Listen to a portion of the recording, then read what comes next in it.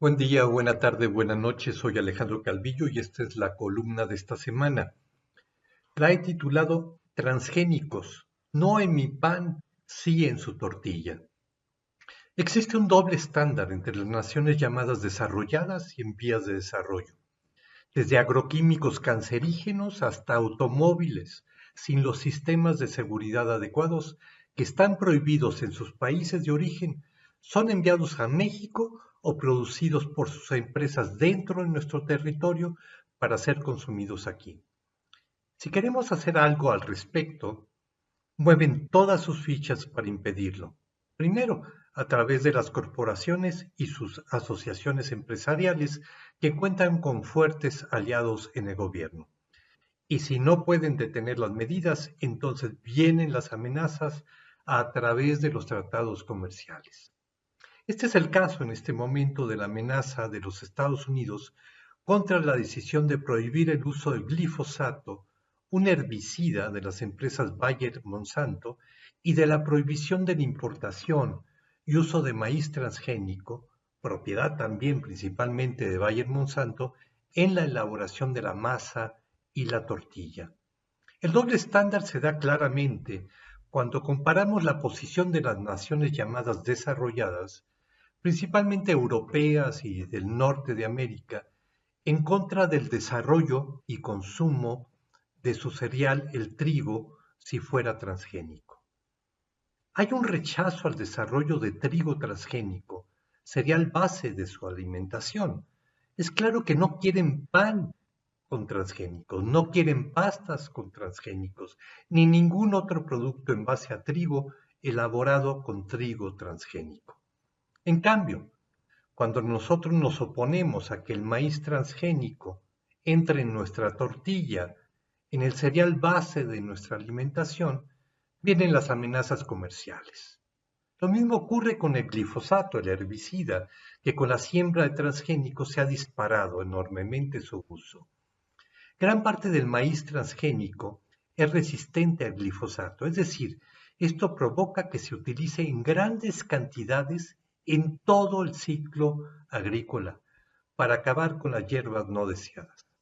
Este uso intensivo del glifosato ha provocado que este herbicida se encuentre ya incluso en la leche materna. La Organización Mundial de la Salud realizó un amplio estudio que publicó en 2015 concluyendo que el glifosato podría estar causando 4 tipos de cáncer: del hígado, del páncreas, del riñón y principalmente cáncer linfático. El doble estándar es evidente también con el glifosato. En Alemania, donde reside la empresa Bayer, que compró Monsanto, se acaba de ratificar la prohibición del uso de glifosato para finales del 2023, es decir, para finales de este año. Sin embargo, no se acepta que se prohíba en México. Sabemos que las grandes corporaciones sometidas a la lógica bursátil, a mostrar mayores ganancias cada 3 meses en la bolsa de valores, harán todo lo que les permitan los gobiernos. Y para ello, por todos los medios, buscan capturar o bloquear las medidas de protección a la salud que puedan afectar sus intereses. Hace 4 años, cuando Bayer compró Monsanto, concentrando cada vez más el control del mercado global de semillas y agroquímicos, aceptó continuar con la indemnización millonaria de decenas de miles de demandantes afectados por cáncer en los Estados Unidos que culpan al glifosato de su enfermedad. Si Bayer Monsanto no duda de la seguridad del glifosato, ¿por qué indemniza a decenas de miles de personas que acusan a este herbicida de haberles provocado cáncer? ¿No es acaso estas indemnizaciones un reconocimiento tácito de los daños a la salud del glifosato? Proporciono en el escrito, en la columna escrita, referencias científicas sobre los daños de glifosato. Pueden ustedes revisarlas en la liga que pongo ahí, que es un sitio dentro del CONACYT. El objetivo de las corporaciones con la introducción de los transgénicos, como lo narró un facilitador contratado por Monsanto para trabajar con sus directivos la visión a largo plazo de esa corporación, esa visión es controlar las semillas en el mundo y los agroquímicos que tienen que ser utilizados para su siembra.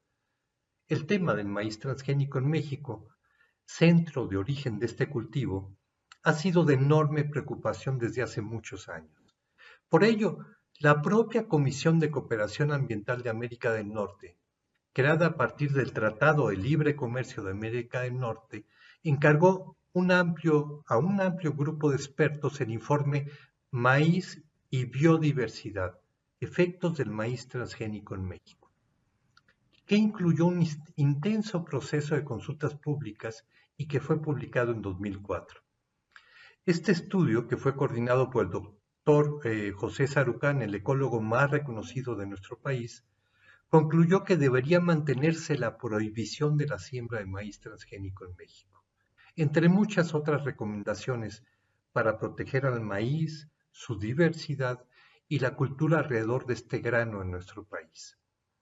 En esas consultas públicas hicimos la pregunta de si podría repetirse el escenario en México de lo que estaba ocurriendo en Canadá y Estados Unidos. ¿Qué estaba ocurriendo y qué ocurre actualmente? Ejércitos de abogados de las corporaciones estaban demandando a pequeños agricultores que tenían en sus semillas obtenidas a través de sus cultivos que presentaban el gen transgénico propiedad de esas corporaciones. Sin importar que el gen se haya pasado de un cultivo transgénico de un vecino a un cultivo tradicional del agricultor por polinización cruzada, los abogados demandaban a los agricultores. En el caso del maíz, la polinización cruzada se puede dar a cientos de metros de distancia. Quedaba claro que de introducirse el maíz transgénico en México, se daría la contaminación de la enorme riqueza de variedades criollas, convirtiendo a los campesinos de nuestro país en víctimas de estas demandas, y sin saber qué cambios podrían generar estos genes transgénicos en las variedades criollas que son el resultado de 9.000 años de agricultura, de siembra y selección de las semillas. El objetivo de las corporaciones, como lo envisionaban los directivos de Monsanto, es impedir que los agricultores en todo el mundo puedan seleccionar, guardar e intercambiar sus semillas. Su sueño es que tengan que comprar sus semillas a la corporación y todos los insumos necesarios para su siembra a esa misma corporación. Ese es el objetivo final, y en su logro no importa el daño a la salud, al medio ambiente, es solamente una parte para lograr el control corporativo de la vida que inicia al patentar desde genes hasta nuevas formas de vida.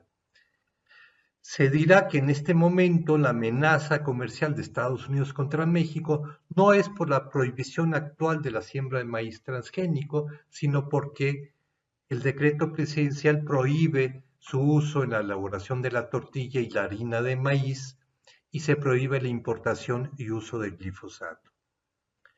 Sin embargo, detrás de las demandas que existen desde hace años contra la prohibición de la siembra de maíz transgénico en México, del cabildeo en Estados Unidos contra las prohibiciones a la importación a México de maíz amarillo transgénico para la elaboración de tortillas y de harina de maíz, del cabildeo contra la prohibición a las importaciones del glifosato, están detrás de todas estas acciones las corporaciones lideradas por Bayer Monsanto. Pero ¿por qué no han introducido el trigo transgénico en el mercado estadounidense?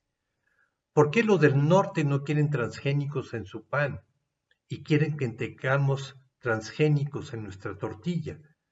¿Por qué prohíben el glifosato en Alemania, donde reside la empresa Bayer Monsanto, y quieren que en México mantengamos su uso? Desde hace años se ha levantado la demanda internacional para que se prohíba a las corporaciones hacer en un país extranjero lo que no hacen en su país de origen. Sin embargo, las naciones donde estas grandes corporaciones tienen su origen se han aliado a ellas para impedir que esta demanda se vuelva una realidad. Lo que ocurra, dependerá de que nos dejemos, que permitamos que sus agentes aliados en México, como el Consejo Nacional Agropecuario, impongan sus intereses sobre la salud, la economía, el medio ambiente y nuestra cultura alimentaria. Depende de nosotros. Gracias.